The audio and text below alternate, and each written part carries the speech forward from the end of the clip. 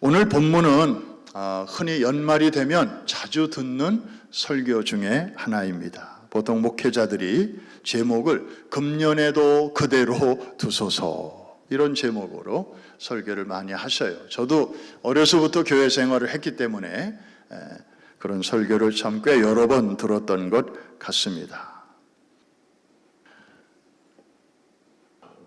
그때마다 큰 위로가 되죠. 연초에 이런저런 계획을 많이 세웠는데 제대로 못해서 좀 마음이 이렇게 위축되어 있을 때 금년에도 그대로 두소서, one more chance.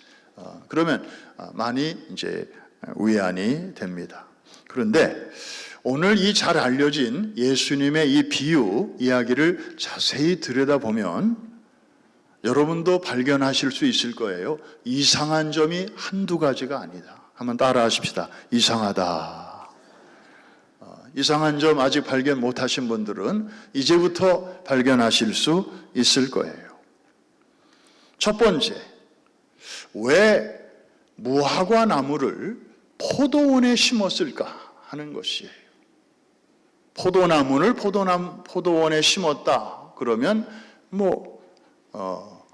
별 어려움 없잖아요. 그런데 웬 무화과 나무를 포도원에 심었다? 우리는 참 무화과 나무를 먹을 줄은 아는데 기르는 일은 많지 않아요. 무화과 나무는요, 번식력이 아주 강합니다. 마치 블루베리처럼 그냥 가지를 잘라가지고 땅에만 박아 놓으면 그냥 자라요. 그래서 이 무화과 나무는 아무데나 심어 놓아도 열매를 잘 맺습니다. 강인한 생존력 때문에 예로부터 이 무화과 나무는 이스라엘 민족을 상징했어요. 여러분 복음서에 그런 내용 나오는 거 아시죠? 무화과 나무의 비유를 배우라. 가지가 연하여지고 잎사귀가 연하여지면 여름이 가까운 줄을 아나니 그러므로 너희가 이 모든 일이 일어나는 것을 보거든 인자가 가까이 곧 문 앞에 이른 줄 알라.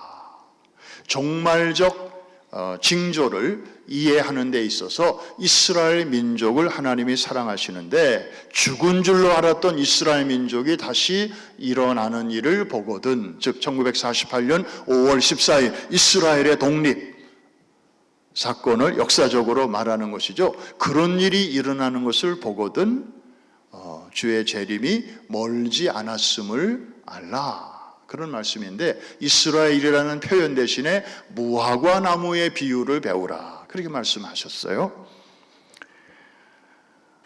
게다가 무화과 나무의 열매는 너무 흔해요. 이스라엘에서 어디 가나 발에 이렇게 10발자국 걷다 보면 한 5번 정도는 발에 채일 정도로 흔합니다. 이 무화과 열매는 다른 열매와 달리 1년에 여러 차례 열매를 냅니다. 어떤 나무는 2번, 어떤 나무는 3번, 어떤 나무는 5번. 여러분은 도대체 무슨 얘기를 해야 놀라는 표정을 하십니까? 아니, 한 나무에서 1년에 열매를 5번을 낸다니까. 그래야 좀 이게 공감이 되는 거 아닙니까? 아니, 한 배에서 한 엄마가 1년에 애를 하나 낳는 게 정상인데 막 둘씩 낳고 5명씩 낳는다고 생각을 해봐요. 네.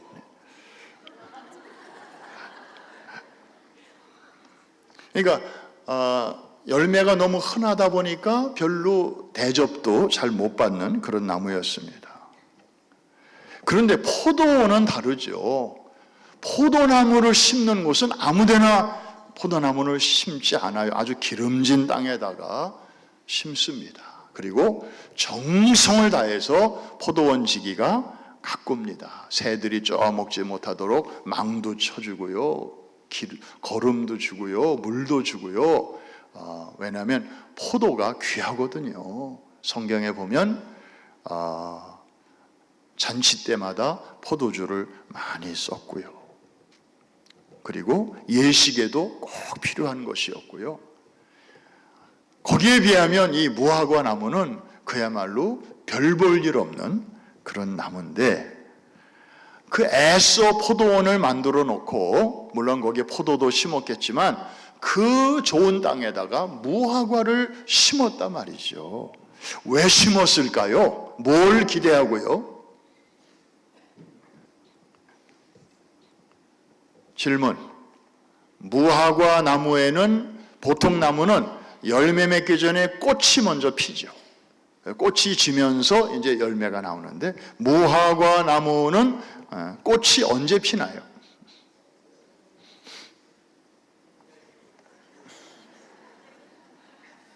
문제 속에 해답이 있다. 무화과 나무는 꽃이 언제 피나요? 노꽃.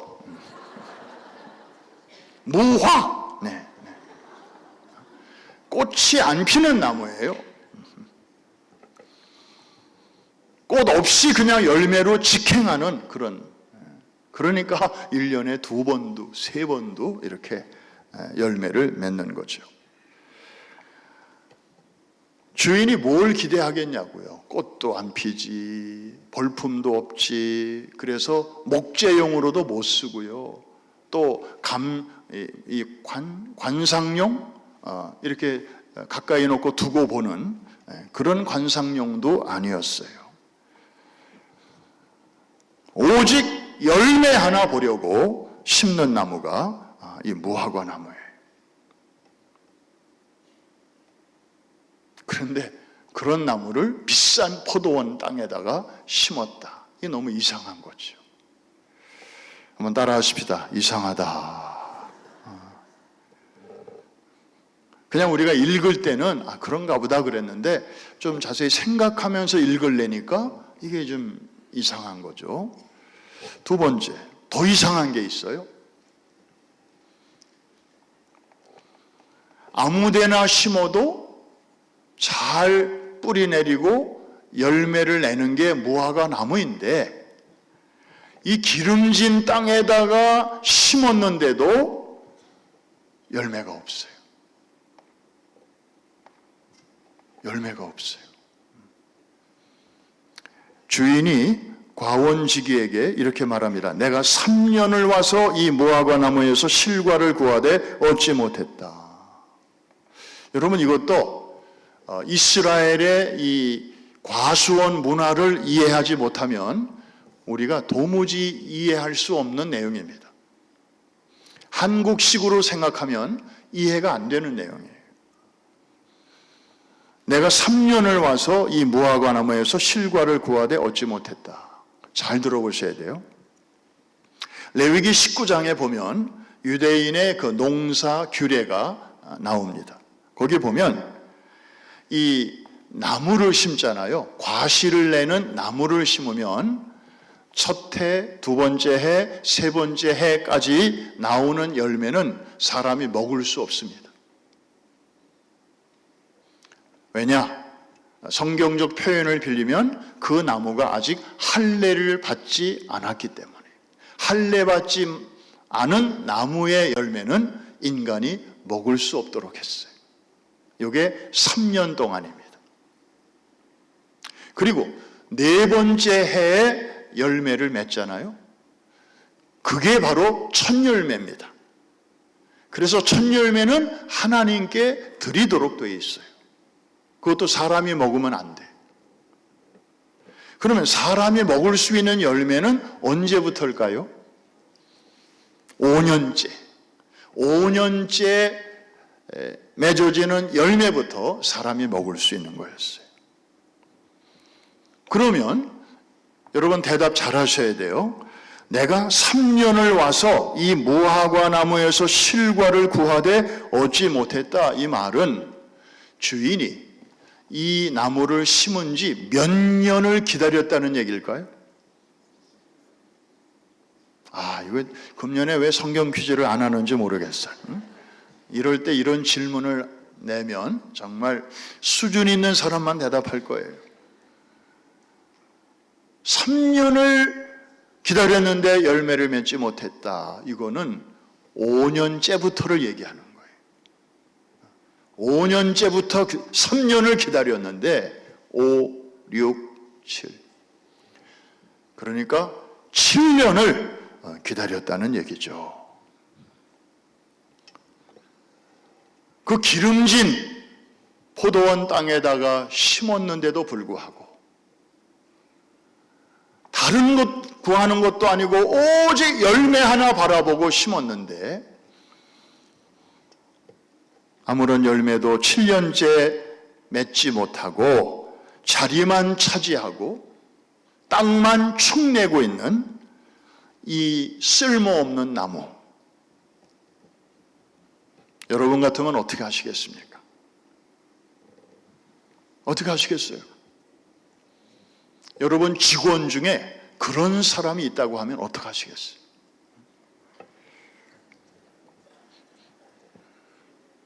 파이어? 말씀 잘하셨어요. 요즘같이 어려운 때에 또 한 해 데리고 있을까? 아마 이런 사람 있으면 그 사람이 좀 이상한 거죠. 성경은 참 솔직한 책이에요. 자, 농장 주인이 이제 하다 못해, 참다 못해, 이제는 저 무화과 나무를 찍어 버리라!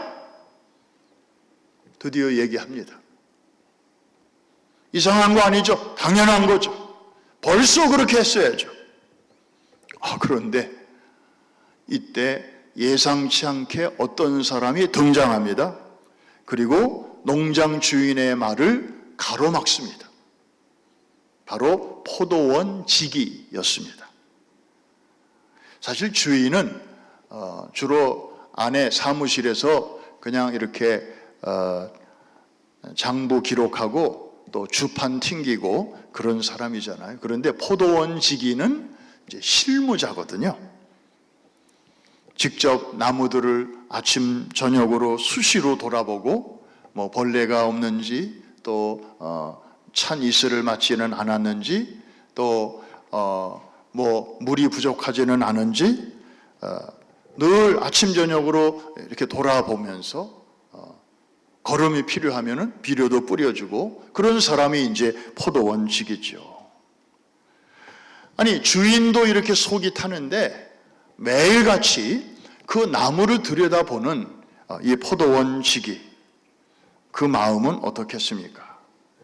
현장에서 지근거리에서 그 나무의 상황을 가장 잘 아는 사람이니까요. 근데 여러분, 이 실무자들은 알아요. 한날 한시에 심은 나무라도 제각기 좀 다르다는 것을. 어떤 나무는 쭉쭉 잘 자라는데 어떤 나무는 이상하게 좀 처지는 나무가 있잖아요. 여러분 집에서 자녀들을 키워봐도 어떤 자녀는 그냥 막 키우는데도 또 잘 크는 자녀가 있어요. 근데 어떤 애는 유난히 입이 짧고 그래서 맛있는 거를 갖다 대령해도 그냥 몇 숟갈 먹고 그냥 놓고 그러면서 발육이 조금 더디고 그래서 막 마음이 쓰이는 그런 자녀들이 있잖아요. 같이 내가 배 아파서 낳은 아이들 중에도 이런 애도 있고 저런 애도 있듯이 그러니까 이 실무자인 포도원 지기는 이 나무 하나하나에 대해서 너무 잘 알기 때문에 특성을 알기 때문에 주인은 멀리 있는 사람이라 그냥 실적이 안 좋으면 잘라버려 그렇게 할 수 있지만 이 사람은 좀 아닌 거예요. 그래서 쟤도 내가 조금만 더 신경 써주면 잘 할 수 있을 텐데 이런 생각이 이제 있는 거죠. 그래서 포도원 지기는 이 경노한 주인한테 딱 한 번만 더 기회를 주시면 제가 한번 해보겠습니다. 나무 둘레를 파고 거름을 좀 더 주겠고 물도 주겠고 제가 잘 관리를 한번 해볼게요. 만일에 그렇게 했는데도 열매가 없으면 그때 제가 찍어버리겠습니다. 기회를 한 번만 주십시오. 이렇게 된 것입니다. 자, 여기서 잠깐 이 혜성과 같이 나타나서 그 잘릴 뻔했던 무화과 나무를 살려달라고 간구하는 이 포도원지기, 그는 과연 누구일까요? 바로 예수님이십니다. 이 비유를 말씀하고 있는 예수님이십니다. 주인이 아니지만 주인에게 나무를 대신하여 중재하고 간청을 합니다. 도대체 아무짝에도 쓸모없는 이 무화과 나무와 같은 우리를 왜 주님은 이토록 아끼시는 거죠?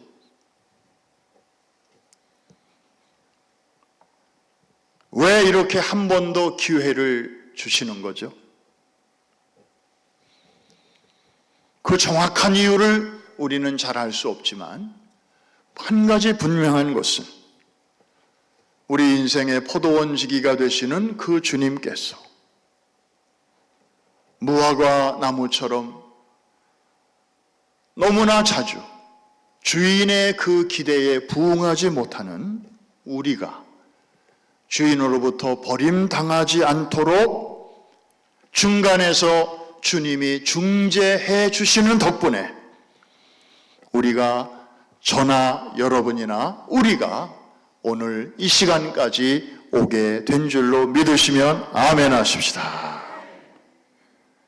저는 우리가 잘해서 여기까지 온 게 아니잖아요.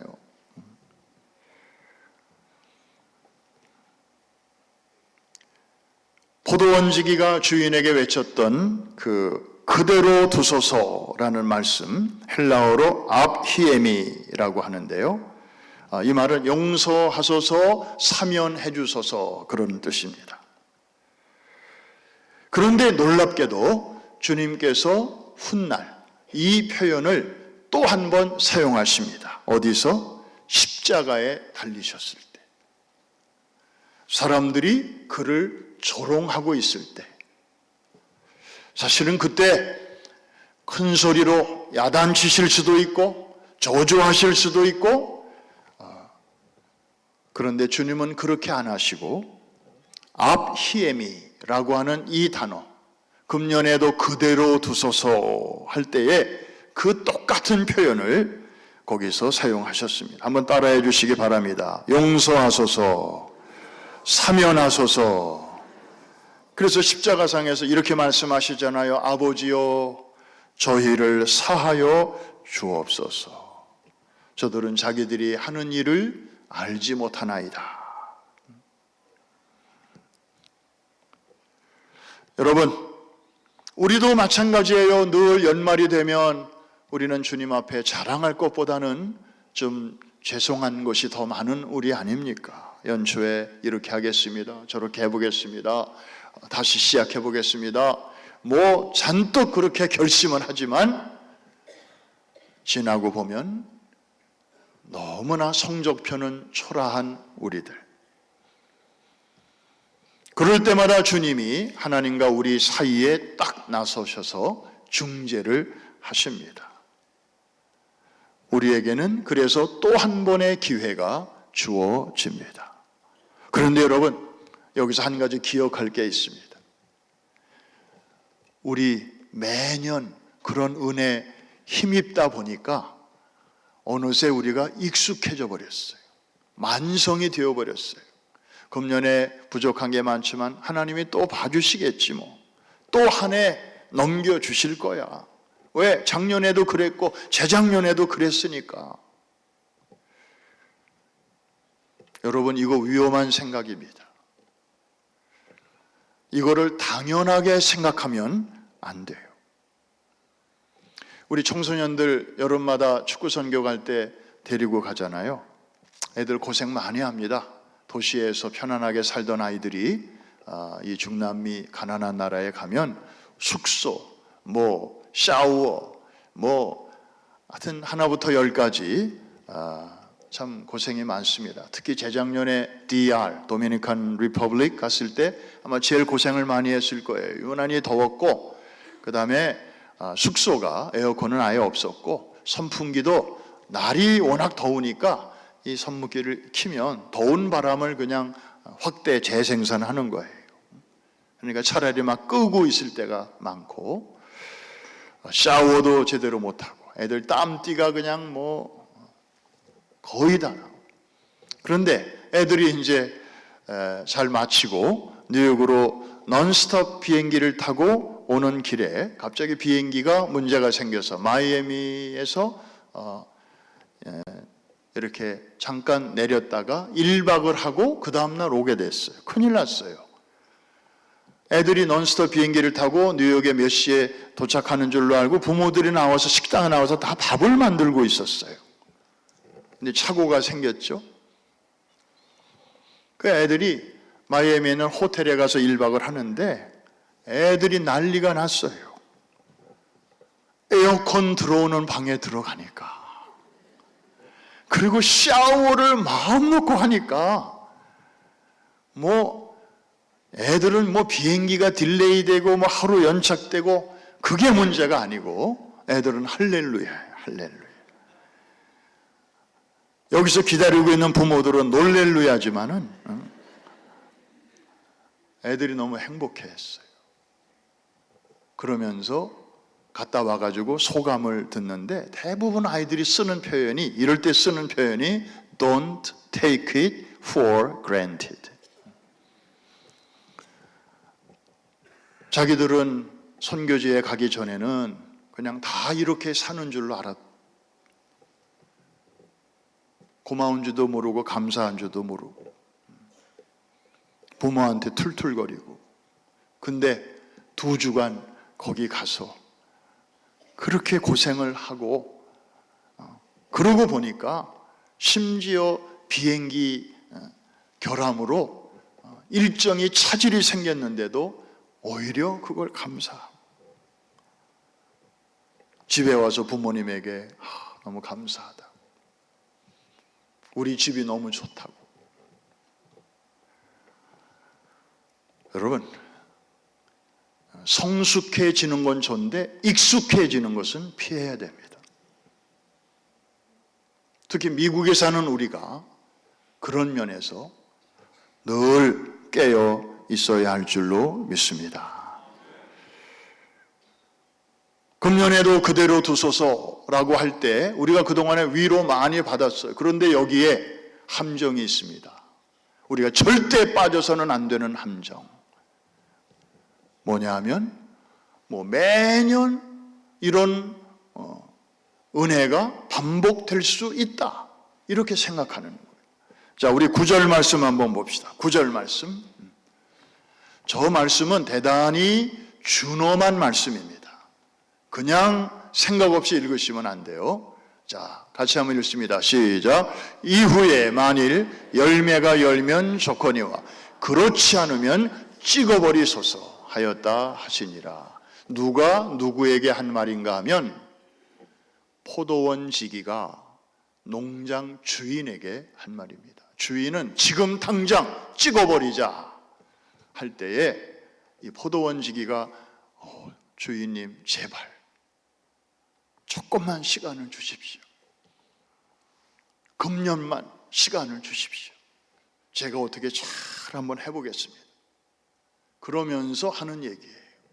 만일 열매가 열면 좋거니와 그렇지 않으면 어떻게 하소서? 찍어버리소서. 무슨 얘기일까요? 어쩌면 이번이 마지막 기회일지 모른다.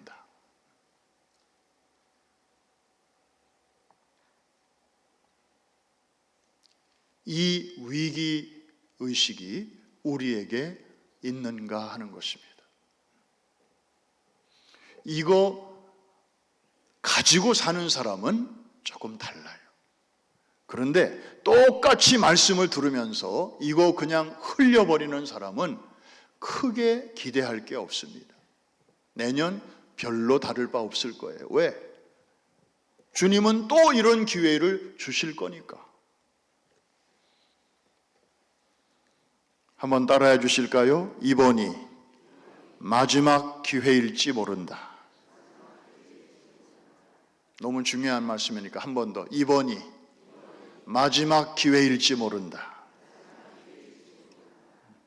저는 여러분의 상황을 몰라요. 그러나 여러분의 상황에 이 말씀을 잘 한번 대입해 보시기를 바랍니다. 그러면 생각이 달라지고 태도가 달라질 것입니다. 자, 이 이야기의 결말로 갑니다. 결말이 이상합니다. 결말도 이상합니다. 보통은 이야기의 시작이 있고 진행이 있고 결말이 있잖아요. 그런데 이 스토리는 결말이 이렇게 닫혀 있지 않고 열려 있습니다. 예수님이 매듭을 이렇게 깔끔하게 짓지 아니하셨어요. 무슨 얘기인가 하면, 그래서 그대로 두소서까지는 했는데 그 다음 이야기가 나와 있지 않아. 이듬해 무화과 나무에 과연 열매가 맺혔는지, 아니면 여전히 열매를 맺지 못하여 찍혀 버렸는지, We don't know. 너무 궁금해져.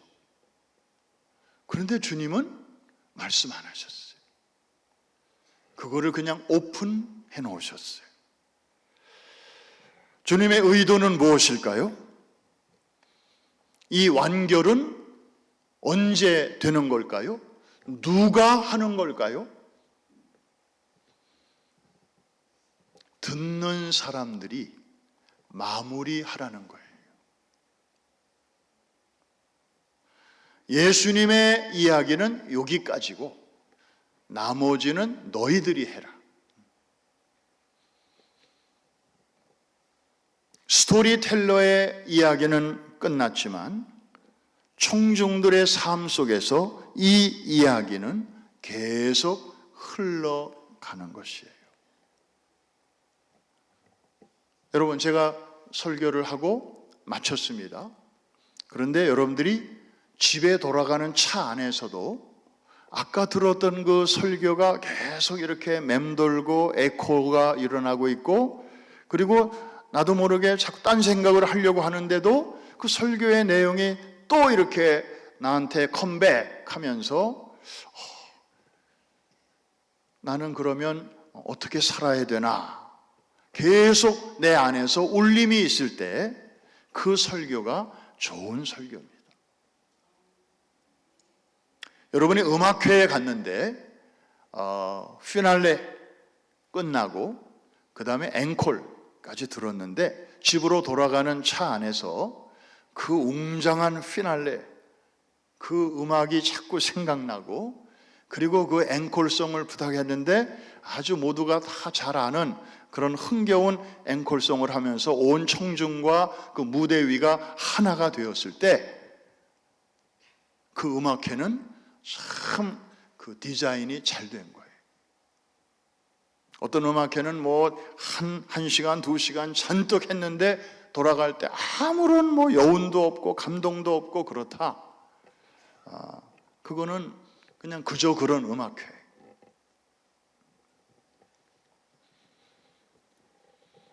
예수님의 그 의도, 서론, 본론, 결론 이렇게 딱 해서 매겨주시면 좋을 텐데 결론은 이렇게 오픈해 놓으셨어요. 저와 여러분의 몫인 줄로 믿습니다. 어느 교회 장로님이 한 분 계셨어요. 사업을 아주 잘하신 분이에요. 그런데 어느 젊은 집사 한 분이 장로님한테 와서, 장로님, 제가 요번에 좋은 아이템이 좀 생겼어요. 잘 될 것 같은데 좀 저한테 투자 좀 하시죠. 그 장로님이 돈을 대줬는데 잘 나가다가 주저앉았어요. 이 젊은 집사님이 또 장로님을 찾아와서, 장로님, 제가 요번에 실패를 했습니다. 그런데 좋은 교훈을 얻었습니다. 다음번에 하면 정말 잘 될 것 같습니다. 한 번만 더 도와주시죠. 장로님은 두말하지 않고 또 투자를 하셨어요. 아까보다 지난번보다 더 높이 잘 되는 것 같은데 거의 정상 부근에서 또 주저앉았어요. 이 젊은 집사님이 또 찾아옵니다. 장로님, 한 번만 더 저를 밀어주시면 제가 이번에는 잘 해보겠습니다. 그 다음은 제가 더 이상 말씀 안 드리겠습니다. 그랬더니 이 대화를 엿듣고 있던 그 교회의 다른 동료 장로님이 걱정이 돼가지고 이 장로님에게 이렇게 이야기합니다. 아니 장로님, 벌써 2번이나 실패하지 않았습니까? 이번에 잘 된다는 보장이 없는데 어떻게 이번에도 또 대주신다고요? 그러다가 장로님마저 휘청거리면 어떡하시려고요? 그때 그 장로님의 대답은 이렇습니다.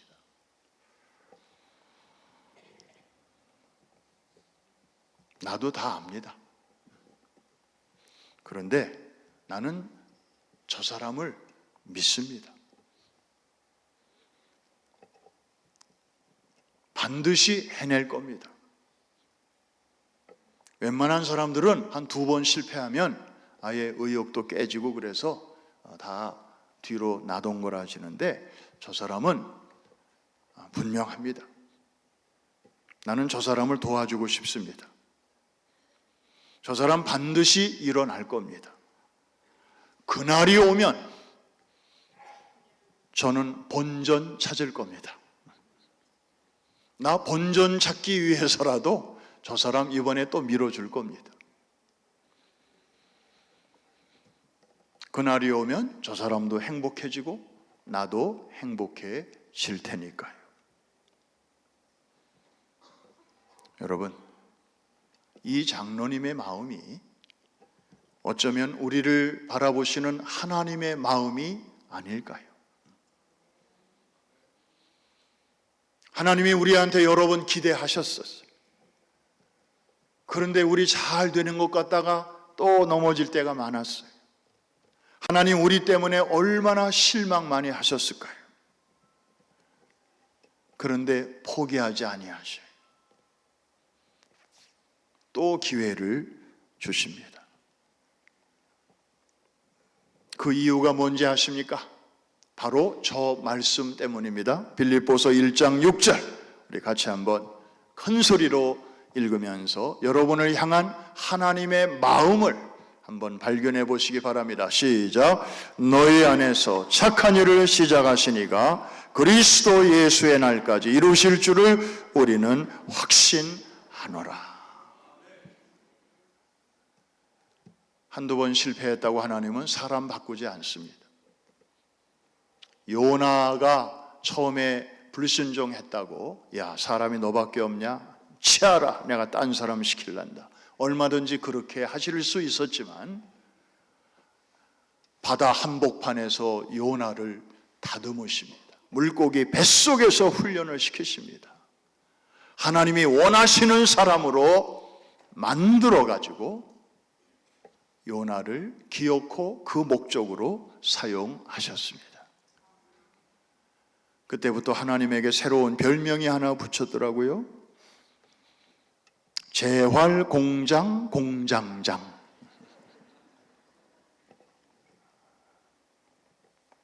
우리말이지만 발음하기 쉽지 않아요.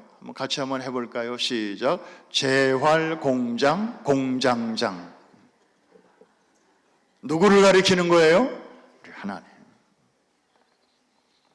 그 하나님이 저와 여러분의 삶 속에서 그 능숙한 솜씨로 거의 쓸모없을 뻔했던 우리를 저 무화과나무처럼 찍어버림을 당해도 할 말이 없었던 우리를 기어코 쓸모있는 일꾼으로 다듬어 가시는 줄로 믿으시면 큰 소리로 아멘. 혹시 여러분 주위에 쓸모없는 무화과처럼 당장 뽑아버리고 싶은 사람 없습니까?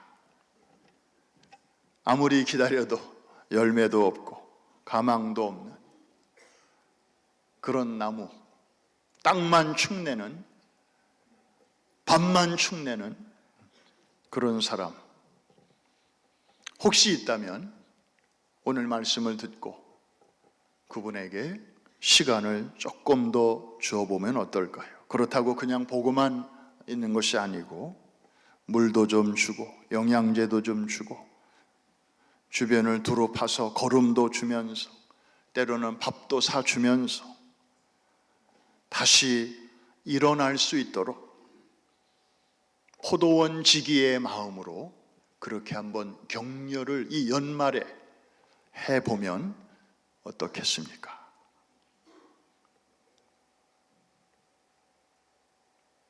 주님의 심정을 가지고 우리가 주님의 그 손에 익스텐션이 돼서 다가간다면 무슨 일이 일어나지 않겠습니까? 혹시 여러분 자신을 스스로 바라볼 때 나는 그냥 이쯤에서 뽑혀가지고 그냥 없어지고 싶다. 혹시 이런 생각 해보신 적 없습니까? 하는 일마다 잘 안 되고 주변의 기대에 부응도 못하고 벌써 몇 년째 내가 구질구질하게 이렇게 계속 지내느니 그냥 빨리 뽑혀서 그냥 다 그만두고 싶다는 그런 생각을 혹시 하시면서 오늘 예배에 참석하신 분은 없으십니까? 여러분 자신에게 시간을 조금만 더 주어보시면 어떨까요? 그리고 초점 없는 눈으로 집에서 맨날 TV나 유튜브만 보지 말고 좀 말씀도 좀 읽고 그리고 집에서 혼자 있는 시간에 진지하게 주님 앞에 기도도 좀 하면서 주님, 내가 아무리 애를 써도 잘 안 되는데 저에게 작은 기적이라도 좀 베풀어 주셔서 저를 일으켜 주시면 안 되겠습니까? 주님께 그렇게 나아갈 때 오늘 이 스토리의 주인공 되시는 주님께서 그 아무짝에도 쓸모없는 그 무화과 나무를 그렇게 세컨 찬스를 주셨는데 여러분에게 더 좋은 길로 안내해 주시지 않겠습니까? 그래서 결국에는 꽃도 없고 볼품도 없는 이 무화과 나무지만 열매 하나 바라시는 주님 앞에서 아무개야, 너 결국 해냈구나. 내 그럴 줄 알았다. 내가 기다리기를 참 잘했구나. 주님으로부터 이런 칭찬과 영광과 존귀와 상급의 주인공 되시기를 주님의 이름으로 축원합니다. 축복합니다.